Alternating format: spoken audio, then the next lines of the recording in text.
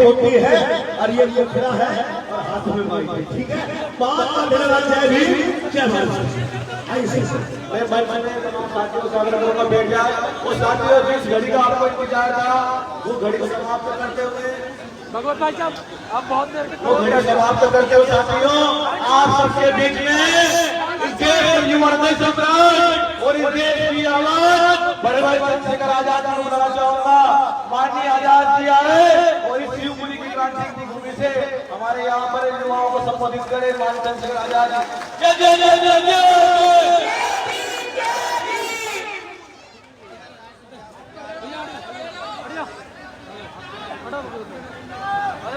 आराम से बैठ बिल्कुल शांत मुझे कमी हुई। मेरे में 500 लोग देख रहे लेकिन वही बच्चे पढ़ के रह गया ज़्यादा खत्म हो गया।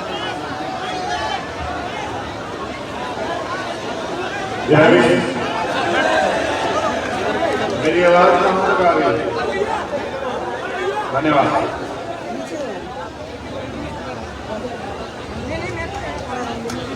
बहुजन समाज में जन्मे सभी संतों गुरुओं महापुरुषों को नमन करता हूँ और शिवपुरी की मध्य प्रदेश की महान जनता का धन्यवाद करता हूँ। यहाँ उपस्थित हमारी माताएं बहनें, हमारे नौजवान साथी, हमारे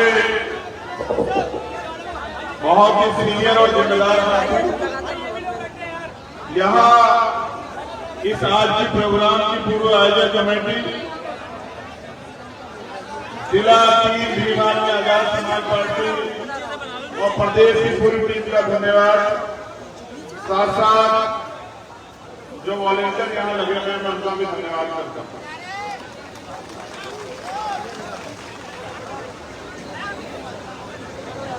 मैं और मेरा अनुभव ये मानता है कि चाहे मेरे आने से पहले आप किसी भी हालात में होते हैं, लेकिन मेरे आने के बाद कभी आपने मुझे निराश नहीं किया। आज सुबह जब मैं चला दिल्ली से तो बारिश हो रही थी, इतनी बारिश की मुझे उस ट्रेन में ठंड लग रही थी और मैं अपने साथियों से कह रहा था कि अगर बारिश शिवपुरी में होगी तो हमारे साथियों को क्या होगा। मैं ग्वालियर आया तो मुझे बताया गया कि ग्वालियर में तो बारिश है लेकिन शिवपुरी में नहीं। लेकिन 10 मिनट भी नहीं हुए पता लगा कि शिवपुरी में भी बारिश हो गई। अब मैं सोच रहा था कि जहां इतनी तेज बारिश हो रही है वहां कार्यकर्ता आएंगे या नहीं आएंगे। मैं ये भी सोच रहा था कि वहां मेरी माता बहनें मुझे आशीर्वाद देने के लिए आएंगे नहीं आएंगे। लेकिन जब मैंने शिवपुरी में पैर रखा वहां की हवाओं ने मुझे बताया कि आज तो शिवपुरी पूरा नीला हो चुका है, जाकर देखना।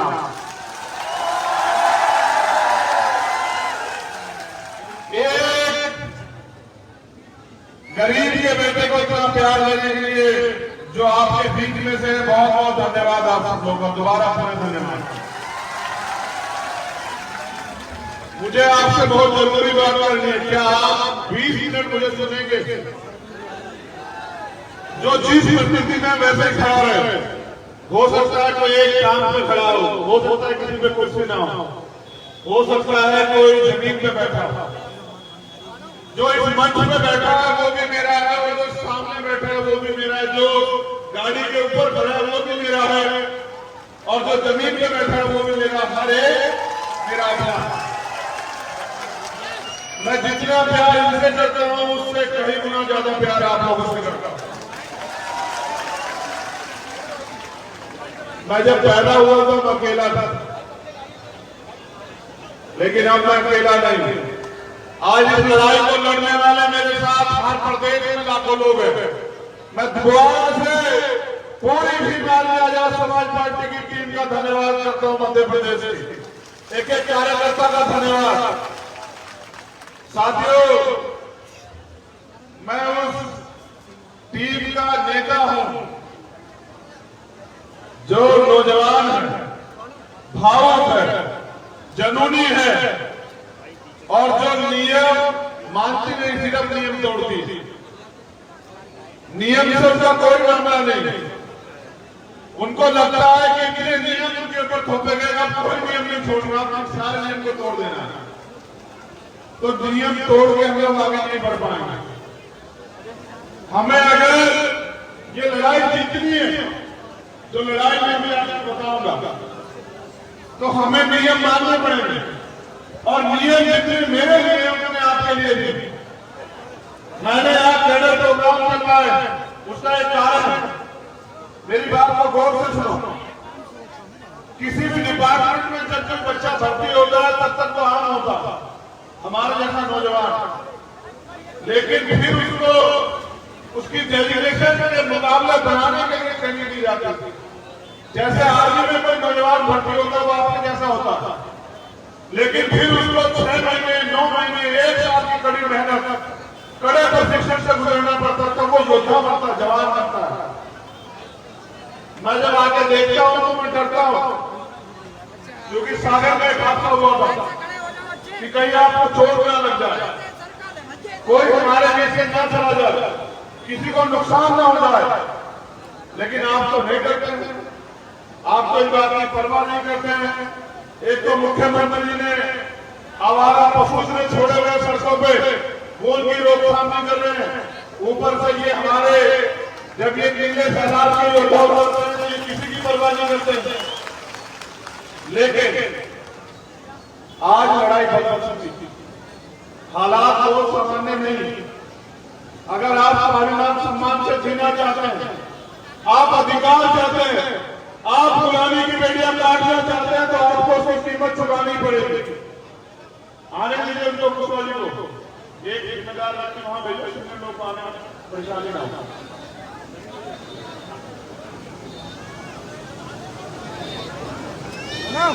अगर आप एक चाय की पत्ती का पैकेट खरीदेंगे, उसकी कीमत में चुकानी पड़ेगी। हजारों साल से जो गुलामी हमारे ऊपर थोपी गई, हमें विश्वास जुर्म जाति का शिकार होने में मजबूर होना पड़ा। अगर उस गुलामी को, उस अन्याय की बेटियों को काटना है तो हमें इसकी कीमत चुकानी पड़ेगी। और जो समाज कीमत नहीं चुकाएगा वो समाज कभी सफल नहीं होगा। ये आजाद भारत है, इस आजाद भारत में आज भी बहुत गुलाम, और उस गुलामी की बेटियों को काटने का पीड़ा उठाया हम नौजवानों ने। क्या आप इस गुलामी की बेटियां काटने में हमारी मदद करोगे? जो दिल से मदद करेंगे वो दोनों हाथ उठाए, जो दिमाग से मदद करेंगे वो एक हाथ नीचे कर लेंगे।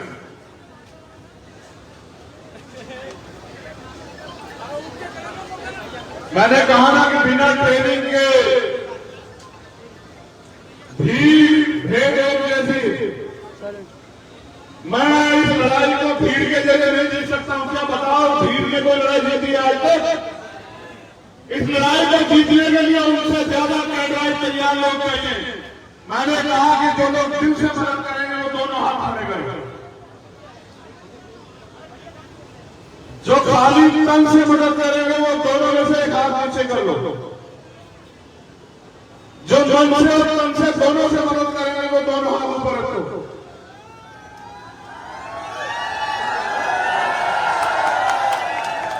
जो तन मन और धन से हम दोनों को चलाने में मदद करेंगे वो अपनी जगह पर खड़े हो जाओ। एक बार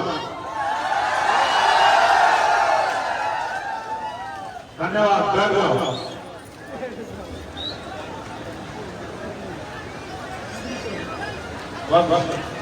मैं आपसे कुछ बातें शेयर करना चाहता हूं, फिर मैं अपनी बात रखूंगा। आप सुनेंगे?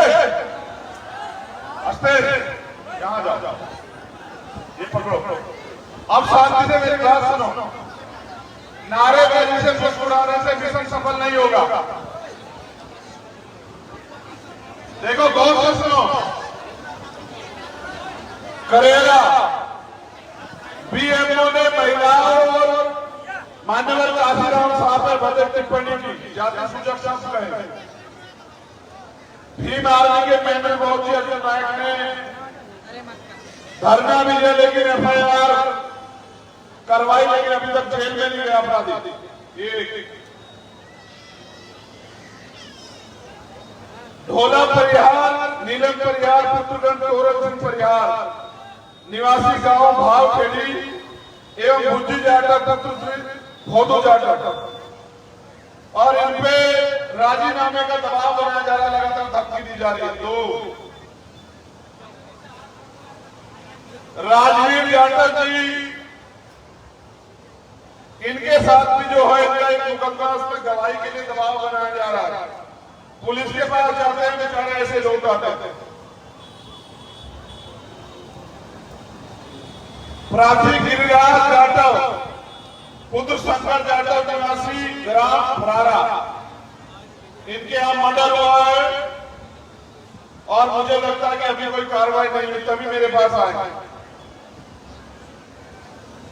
रमनिया थाना ग्राम देवारी से एक मासूम बच्ची का रेप हुआ है, जिसमें अभी तक कोई कार्रवाई की मांग करते हैं। ऐसी चिट्ठी है मेरे पास। बदरवास रोड गांव बिजरौली में चुनावी रंजिश को लेकर पूर्व सरपंच की हत्या, पेड़ से लटका दिया गया। क्षेत्रीय प्रशासन ने आत्महत्या कह दिया। फतेहपुर करेरा में बैठिए माता जी, आप ऊपर बैठिए, ऊपर बैठिए। वाल्मीकि समाज के एक युवक को हैंडपंप से पानी भरने में गोली मार दी गई। भावखेड़ी में 2 बच्चे रोड पर कर दिया, मार दिए गए। एक और FIR है, ये पुराना प्राथी की पुत्री ससुराल में इसका देहांत हुआ, उसकी जांच नियमानुसार कराई जाए। भाई प्रशासन के लोगों से मेरा निवेदन है, हमारे कार्यकर्ताओं को कुछ ना कहें, प्यार से बात करें उनसे। एक और एप्लीकेशन है, मुझे आवेदन के आरोपी चुनावी रंजिश, पुरानी रंजिश में जानलेवा हमला किया।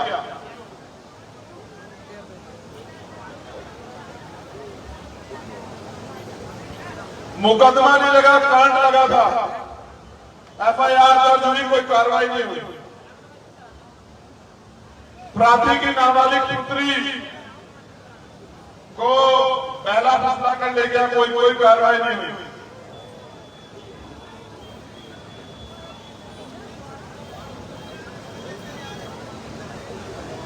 शासकीय भूमि पे अंबेडकर सामुदायिक भवन है तो सुरक्षित है, लेकिन अभी तक हमारे लोगों के हाथ में नहीं है।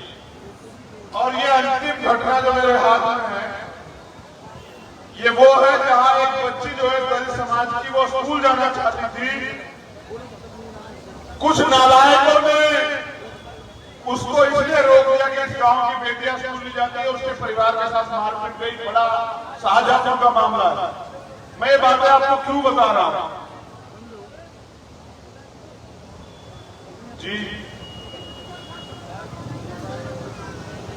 जी जी आप अपना नंबर लिख के दे दो, बाकी आप बैठ जाओ, छोड़ो। अब आपके बेटे बैठ जाए। मैंने ये बातें घटनाएं आपको क्यों सुनाई पता है? अगर आप समाज को परिवार मानते हैं तो आपको इनके दर्द का एहसास होना चाहिए कि यहाँ सैकड़ों लोग ऐसे बैठे हैं जिनके साथ अन्याय हुआ। सरकार यही है, कानून व्यवस्था यही है, पुलिस यही है, प्रशासन यही है, लेकिन आज भी वो खून के आंसू रो रहे हैं और उनको न्याय दिलाने वाला कोई नहीं है। जो समाज इतना अन्याय सह रहा हो, उस समाज के नौजवानों को उस गुलामी को काटने के लिए अपने प्राणों के बलिदान देने के लिए भी तैयार रहना चाहिए। ये घटनाएं मैंने आपको इसलिए सुनाई क्योंकि बाबा साहब अम्बेडकर कहते हैं कि जिस समाज का युवा जीते जी अपने समाज की लड़ाई नहीं लड़ता, वो जीते जी भी मरे हुए के समान होता है। और जिस समाज का युवा जीते जी अपने अधिकारों की लड़ाई लड़ता, अपने समाज की लड़ाई लड़ता है, वो मरकर भी अमर हो जाता है। अन्याय करने वाले से अन्याय सहने वाला ज्यादा दोषी होता है। आप अन्याय सह रहे हैं, दोषी वो लोग नहीं जो अन्याय कर रहे हैं। अगर आप मेहनत करके तैयारी करो तो अन्याय करने वाले तो ये शिवपुर जिला छोड़ के भाग जाएंगे, ऐसा मेरा आप लोगों से वादा है। अगर आप मेहनत करो। मैं अभी राजस्थान से लौटा हूं, 2 दिन में लगातार राजस्थान गया। वहां की सरकार मुझे बंद करके बिठा लेती है, कभी एयरपोर्ट में कभी थाने में। कारण क्या है मेरे राजस्थान के जालोर जाने का? कारण यह है कि आपका एक 9 साल का बच्चा जो प्राइवेट स्कूल में पढ़ता था, 9 साल का बच्चा जिसको नहीं पता धर्म क्या होता है, जाति क्या होती है, मजहब क्या होता है, दोस्त कौन होता है, दुश्मन कौन होता है, पानी की भी जाति होती है क्या, मट्टी की भी जाति होती है क्या, वो गलती से मास्टर जी के मट्टी से पानी पी लेता है। और मास्टर जी उसको, क्योंकि मास्टर जी आज उसको इंसान नहीं मानते, जानवर मानते हैं, तो मास्टर जी उसको इतना मारते हैं। मेरी माँ महसूस करो कि वो आपका बच्चा था। ये तालीम जाने का विषय नहीं है। महसूस करो कि वो आपका बच्चा था, आप में से किसी एक का बच्चा था, जिसको आपने अपने खून पसीने से पाला था। आप खुद गीले में लेटे, उसको सूखे में लिटाया, आपने अपना पेट भूखा रखा, उसको खाना खिलाया, उसको दूध पिलाया, आपने अपनी दवाई नहीं दी, आपने उसको कपड़े दिलाए। उस 9 साल के बच्चे को सिर्फ इसलिए मान दिया गया कि उसने उस घड़ी से, उस मटके से पानी पी लिया। मैं इसलिए गया था कि उसका बाप ये कहता है मुझे कि मुझे भरोसा, अगर मेरा भाई आएगा तो मुझे न्याय मिलेगा, वरना मुझे किसी पे भरोसा नहीं कि मुझे न्याय मिलेगा। मैं इसलिए एक बार मुझे पता लगा, 10 घंटे पुलिस मुझे पकड़ के दिल्ली आई। मैंने थोड़ी देर में टिकट कराया, पुलिस के जाने से पहले मैं वापस पहुंच गया। मैंने उनसे कहा मैं हाथ जोड़ता हूं, मुझे जाने दो, मैं लड़ना नहीं चाहता।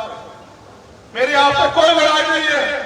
मेरी लड़ाई ये है कि आज मेरा परिवार दर्द में है, मैं उनके दर्द को बांटना चाहता हूं, उनके आंसू पूछना चाहता हूं। लेकिन वहां की निकम्मी सरकार ने मुझे मेरे परिवार से मिलने नहीं दिया। परसों रात 1:30 बजे, रात्रि यानी कि सुबह का 1 बज गया था, 1:30 बजे मेरी बात हुई। वो 500 लोग बैठे हुए थे।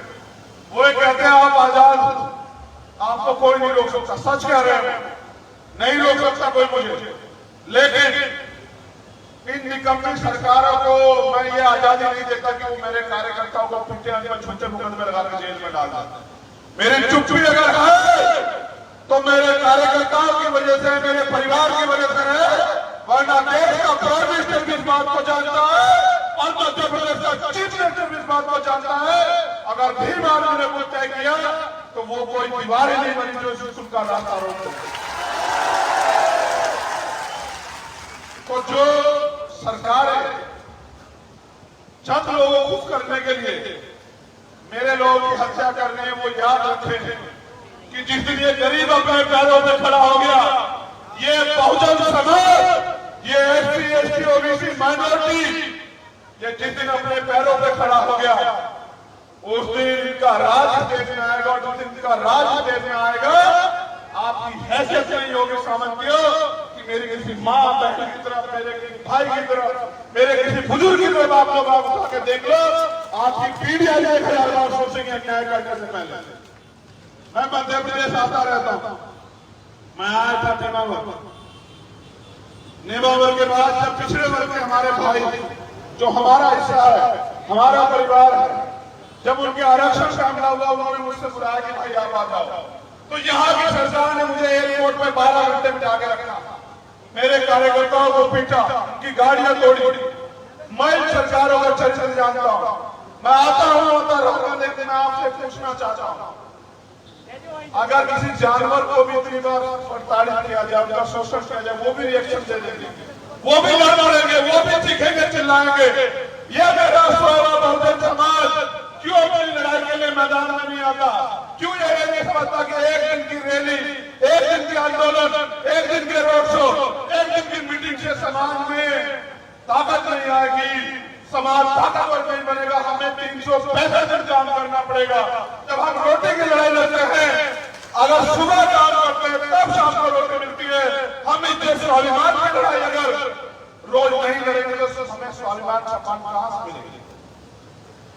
मैं जब अपने लोगों के चेहरे देखता हूं मंजीत भाई, आपको मेरे पुराने साथी हैं, जब मुझे जिले के लोग जानते थे, आप मुझे तब से जानते थे, मैंने कभी अन्याय के आगे घुटने नहीं टेके।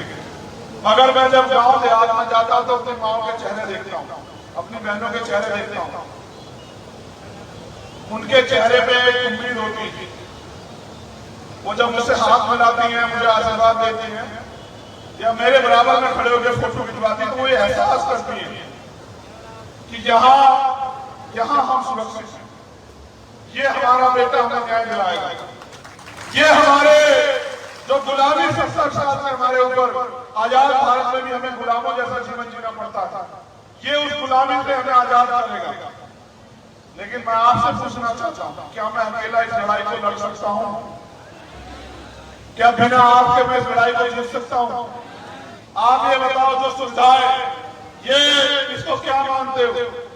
ये मात्र एक किताब नहीं है, ये मात्र एक किताब नहीं है, इसमें कुछ आर्टिकल में लिखे गए हैं।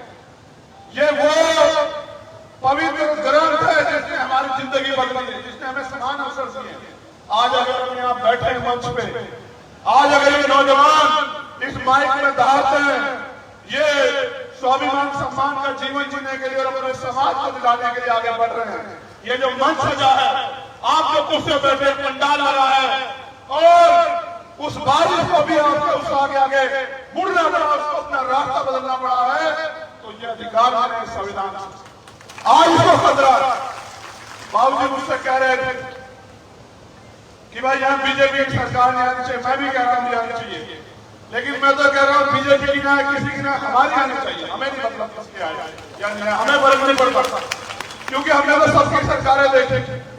कोई ऐसी सरकार नहीं जिस सरकार पे हम में चुन रहा हो, कोई ऐसी सरकार नहीं जो हमारे एजेंडे पे लड़ती हो, कोई ऐसी सरकार नहीं जो हमारे आंसू पूछती हो। हम इनके लिए भी अछूत हैं और हम उनके लिए भी अछूत हैं। अगर हम अछूत हैं, अगर हम कहीं के अपने हैं, तो अपने लोगों के बीच में मैं आपसे कहने आया कि एससी, एसटी, ओबीसी और माइनॉरिटी जब तक हम लोग अल्पसंख्यक बने रहेंगे, हम दलित बने रहेंगे, पिछड़े बने रहेंगे, आदिवासी बने रहेंगे, माइनॉरिटी मुसलमान, जैन, सिख, बौद्ध आपसे बने रहेंगे, तब तक हम लोग टूटते रहेंगे, पिटते रहेंगे, हमारे साथ अन्याय होगा। लेकिन जिस दिन आप मुट्ठी बन जाओगे, बहुजन बन जाओगे, एक दूसरे की लड़ाई लड़ोगे, जिस दिन आप 50% बहुजन समाज को भाईचारा स्थापित करोगे, उस दिन इस देश की राजगद्दी आपके पैरों में होगी और आपके द्वारा चलाई गई कलम ही जो है कानून हो जाएगी। आप हाथ फैलाते हो, मैं भी हूं, हम हाथ फैलाते हैं कि हमें रोटी मिल जाए, हमें अच्छी शिक्षा मिल जाए, हमें रोजगार मिल जाए, हमें जमीन मिल जाए, महंगाई खत्म हो जाए, बेरोजगारी खत्म हो जाए। करेगा कौन? ये जो 75 साल में जिन्होंने आपका खून चूसा वो, या वो लोग जो जानवर से ज्यादा प्रेम करते हैं, जिनके दिमाग में, दिल में जानवर की ज्यादा इज्जत है, आपकी इज्जत नहीं, वो लोग खत्म करेंगे। आप जातिवाद से परेशान, आप अन्यवाद ताकतवाद से परेशान, आप जनजाति गैर बराबरी से परेशान, आप समान अवसर से परेशान, लेकिन इनको देगा करना आपको। जो समस्या आपकी है उसका समाधान भी आपके पास है। मेरे नौजवान साथी जब सड़कों पर चलते हैं मुझे बड़ा गर्व होता है, लेकिन मैं चाहता हूं जैसे आर्मी होती थी जिसका एक एक जवान दुश्मन के 100 जवानों में भारी पड़ता है, मैं बस उस ताकत का निर्माण करना चाहता हूं। इसलिए मैं आपसे कहता हूं, और मैंने अपने नेताओं से भी कहा कि आप पूरे प्रदेश में जा जाकर कैडर कराओ, आप हर गली में, हर घर में एक चंद्रशेखर तैयार करो कि किसी जालिम की हिम्मत न पड़े, आप आगे देखेंगे। अकेला चंद्रशेखर लड़ेगा और एक दिन इस लड़ाई में शहीद हो जाएगा, लेकिन अगर आप जीतना चाहते हैं, आप अधिकार चाहते हैं, आप गुलामी की मीडिया काटना चाहते हैं, आप स्वाभिमान सम्मान का जीवन चाहते हैं और आप वो सुख सुविधाएं चाहते हैं जो अमीरों को मिलती है, फिर आपको लड़ना पड़ेगा। अब मैं आपसे जानना चाहता हूं कि कितने ऐसे साथी हैं जो इस लड़ाई में हमारा साथ देने के लिए तैयार